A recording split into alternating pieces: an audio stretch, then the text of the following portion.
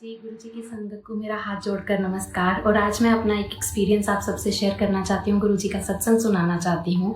और ये सुनाने से पहले आज मैं आप सबसे एक कथा का व्याख्यान करूँगी, जो कि एक माइथोलॉजिकल स्टोरी है कि क्यों ज़रूरी है गुरु की जगह हमारी ज़िंदगी में, और गुरु के आते ही हमारी ज़िंदगी में कैसे हमारी ज़िंदगी जो है ट्रांसफॉर्म हो जाती है और हमें एक दिशा मिल जाती है, एक पीस ऑफ माइंड मिल जाता है।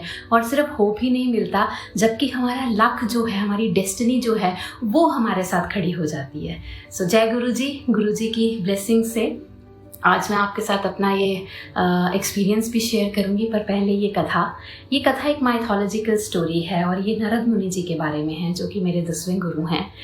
नारद मुनि जी एक बार सभी देवी देवताओं के बीच में गए, जहाँ पे उन सभी देवी देवताओं को बुलाया गया था और एक बहुत ही अहम कोई खास ही किस्म का वहाँ पर एक डिस्कशन होना था। जब नारद मुनि जी वहाँ पहुँचे तो उन्हें वहाँ पर एक निम्न स्थान दिया गया, एक नीचा स्थान दिया गया बैठने के लिए, जो कि उन्हें बहुत अजीब सा लगा। और उन्हें लगा कि मैं ब्रह्मा का बेटा हूँ और मैं सब वेद जानता हूँ, मैं नारायण भगत हूँ, तो फिर मेरे साथ ऐसा अजीब सा और डिफ्रेंशिएटेड व्यवहार क्यों किया जा रहा है। उस वक्त सभी देवी देवताओं ने उन्हें बताया कि उनका कोई गुरु नहीं है, इसीलिए उन्हें वहां पूरी सभा में एक निम्न स्थान दिया गया था। उसी वक्त नारद मुनि जी ने ध्यान लिया कि सूर्य उदय होते ही जो भी कोई उनको पहली बार मिलेगा, चाहे वो कोई जीव जंतु है, चाहे वो कोई इंसान हो या जो भी कोई हो, वो उन्हें अपना गुरु धारण करेंगे। और सूर्य उदय होते ही वो निकल गए। उन्हें रास्ते में एक अपाहिज से आदमी से उनकी मुलाकात हुई और जाते ही नारद मुनि जी उन्हें बोला कि आप मेरे गुरु हो, आप जो कहोगे मैं करूँगा। और नारद मुनि जी ने कहा कि आप कुछ बोलिए। उन्होंने बोला नारायण। और नारद मुनि जी ने कहा कि आज से मैं आपको अपना गुरु मानता हूँ, आइए आप मेरे साथ सभा में चलिए। जबकि वे आदमी तो बहुत ही ज़्यादा अपाहिज था और उस आदमी ने बोला कि मैं चल नहीं सकता। तो नारद मुनि जी अपनी पीठ पर बिठाकर जो है वो उस आदमी को उस सभा में ले गए। जैसे ही उस सभा में नारद मुनि जी के साथ वो आदमी आया, नारद मुनि जी ने कहा कि ये मेरे गुरुदेव हैं। और जब सब देवी देवताओं ने उस आदमी को देखा जो कि अपाहिज था, वो उसी पल उसी क्षण जो है उनका स्वरूप महादेव में ट्रांसफॉर्म हो गया। वो महाशिव थे, वो शिवजी जी थे, वो हमारे महादेव थे। और तब से गुरु जो है उनको नारद मुनि जी ने ध्याया और आज तक ध्याते आए हैं। और इस कथा के माध्यम से मैं आप सबसे ये कहना चाहती हूँ कि कितना ज़रूरी है गुरु का हमारी ज़िंदगी में आना। और साथ ही में मैं आपको ये भी बताना चाहती हूँ कि सत्य साईं बाबा जो कि सब स्वरूप थे कृष्णा के, उन्होंने भी धरती पर आके इस चीज़ का व्याख्यान किया है, इस चीज़ को पूरे तरीके से वैलिडेट किया है कि कितना ज़रूरी है हमारी ज़िंदगी में गुरु जी का आना। और गुरु के आते ही हमारी ज़िंदगी के कैसे द्वार खुल जाते हैं, हमें कोई रास्ते में कोई गाइड करने वाला मिल जाता है। और सबसे इम्पॉर्टेंटली मेरी जर्नी गुरु जी से जुड़ते हुए ही ऐसे बदली जैसे शायद पीतल को छूकर सोना हो जाता है। I feel that, I was just like a roadside stone. Though I was trying everything in my life, I was trying, all the hard work, every single thing. But फिर भी लक और डेस्टिनी की शायद मेरी life में कमी थी, जो गुरुजी ने आके पूरी की। और गुरुजी से जो जुड़ता है वो कभी पीछे लाइफ में मुड़कर नहीं देखता है। वो ऐसे अपने भक्तों को अपने आंचल में लपेट लेते हैं और ऐसे ही उनके ऊपर कृपा करते हैं, जय गुरुजी जय गुरुजी जय गुरुजी, कि लोग पीछे मुड़कर नहीं देखते।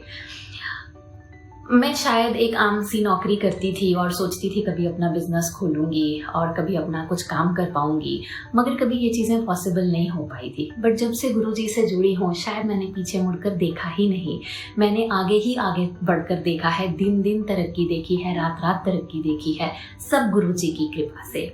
यहाँ तक कि गुरुजी के मंदिर जब मैं गई पहली बार, तो मैं ये तो नहीं कह पाई कि मैं गुरुजी को अपना गुरु ध्याऊंगी, बट मेरी बहन मुझे ले गई और मैं इसलिए गई क्योंकि एक्चुअली मैं एक हीलर हूँ और मैं लोगों को हील करती हूँ डिस्टेंट मेथड से, डायरेक्ट मेथड से। और एक बार मेरे पास एक ऐसी लेडी आई, एक ऐसी लड़की आई जिसकी मदर लास्ट स्टेज का कैंसर क्रॉस कर चुकी थी। मैंने उनकी हीलिंग की, बट उनका लास्ट स्टेज का कैंसर भी क्रॉस हो गया था और मैदान था और बड़े बड़े हॉस्पिटल्स ने उनको जवाब दे दिया था। उस टाइम पर मैं एक काली माता के मंदिर में बैठी हुई थी जहाँ पे मुझे प्रभु और माँ के दर्शन एक ही स्वरूप में हुए। और मैंने प्रभु से बोला, मैंने कहा, हे प्रभु, मैं इस लायक नहीं हूँ कि मैं ultra level of cancer patients को ठीक कर सकूँ। बेशक मैं उनकी हीलिंग कर रही हूँ, बट आप गाइड कीजिए, आप दिशा निर्धारित कीजिए कि ये मैं कैसे कर सकती हूँ। ठीक उसके अगले दिन गुरुजी की कृपा से मैं गुरुजी के आश्रम में थी और वहाँ से मुझे सिर्फ मैसेज ही नहीं मिला, गुरुजी ने कई अपने जो है भक्तों को तार दिया। सभी भक्तों को वो अपनी शरण में लेते हैं। जो गुरुजी के साथ जुड़ता है वो पीछे मुड़कर कभी नहीं देखता। और ये मैं अपने एक्सपीरियंस से बोल रही हूँ, लोगों के एक्सपीरियंस से बोल रही हूँ। लोगों की जो लोग इतना सत्संग में बताते हैं वो भी सुन के बता रही हूँ आप सबको कि अगर आपकी ज़िंदगी में निर्धारित नहीं है दिशा, आपको नहीं पता क्या हो रहा है और आपकी ज़िंदगी में इतनी अड़चने हैं, सब कुछ करने के बावजूद भी, तो गुरुजी के गुरु चरणों में जुड़िए। आपको कभी ज़िंदगी में पीछे मुड़ के देखने की ज़रूरत नहीं पड़ेगी, क्योंकि लक और डेस्टिनी के साथ साथ महादेव आपके साथ खड़े होंगे। ये कितना किस्मत वाला जन्म है कि जिसमें महादेव मेरे गुरुदेव बनकर आए हैं और उनके दर्शन जो हैं मुझे इस जन्म में प्राप्त हुए हैं। जय गुरुजी। गुरुजी की संगत को मेरा शत शत नमन, मेरा बहुत सारा शुक्राना गुरुजी को। और आप सबके साथ मैं ये एक्सपीरियंस शेयर करना चाहती थी कि आज ही मुझे अपनी एक और क्लाइंट का मैसेज आया है जिसकी मदर को भी इतना सीरियस कैंसर था कि सब हॉस्पिटल्स ने मना कर दिया था, मगर क्योंकि वो पिछले साल जा रही थी गुरुजी के आश्रम में और आज उसकी मदर की रिपोर्ट्स बिल्कुल क्लीन आई हैं और आज ही उसका मैसेज आया है कि मम्मी को कोई भी कैंसर का जो है कोई भी एलिमेंट अब नहीं रहा है, वो बिल्कुल क्योर हो गए हैं। तो मेरा हाथ जोड़ के नमन है प्रभु के चरणों में। जय गुरुजी। गुरुजी की संगत को मेरा नमस्कार। अगर आपकी ज़िंदगी निर्धारित नहीं है, अगर आपकी ज़िंदगी में बहुत ज़्यादा कष्ट और तकलीफ़ें हैं, तो गुरुजी को ध्याइए, गुरुजी से जुड़िए। शुक्राना गुरुजी।